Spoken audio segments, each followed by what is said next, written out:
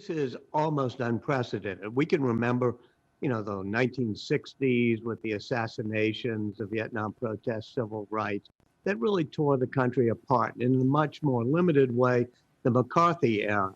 But this, you have to hearken all the way back to the Civil War, where people are actually fomenting an armed rebellion, sending people to the Capitol, and a very, substantial membership of the Republican Party voted to overturn what was clearly a duly constituted election.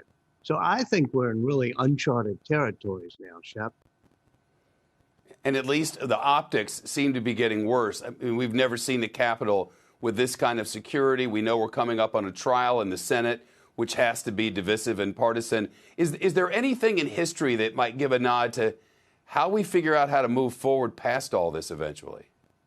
Well, Albert Einstein, when he and a lot of his colleagues were being attacked by Senator Joe McCarthy during the Red Scare, wrote to his son, Hans Albert, and said, "I've been through this before. I know what it's like. I was there in Germany in the early 1930s, and then I saw the rise of communism." And then a few years later, a lot of moderate Republicans led by Dwight Eisenhower and the people in the Army, the press with Edward R. Murrow, knocked McCarthy down. Things righted themselves. And Einstein wrote to his son and said, "American democracy has a gyroscope. You think it's going to tip over. You think it's going to go off the cliff, but it knows how to right itself." I do think that we're about to enter a new administration, and perhaps Joe Biden is the right person for the time because he's a calming presence. He's a very empathetic person. He's not trying to drive an ideological war. So perhaps that'll bring us to a new place. The other possibility is we very rarely see realignments of the party. But I'm not sure how the Republican Party holds together when it's got people who are QAnon supporters who think, that there's some child molestation conspiracy going on, and then economic conservatives and centrist conservatives like Paul Ryan's or Mitt Romney's. It's just a party that I think is ripe for realignment.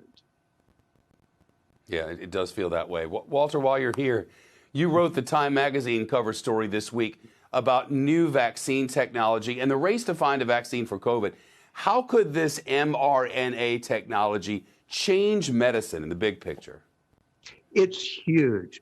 I mean, for 200 years, we haven't really changed the fundamental concept of vaccines, which is you expose somebody to a facsimile of the virus that you're trying to control, and the immune system kicks in.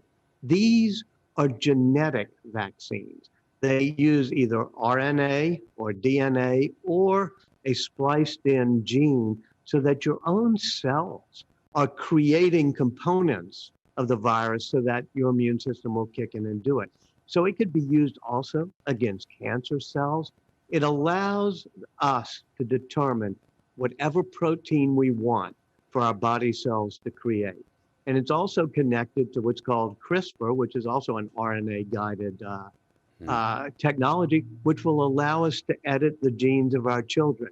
So we're in a great new era of biotechnology in which we can use things like messenger RNA to build proteins that we want, which will cause us to create immunity to any pathogen or virus that comes along, or cancer cells.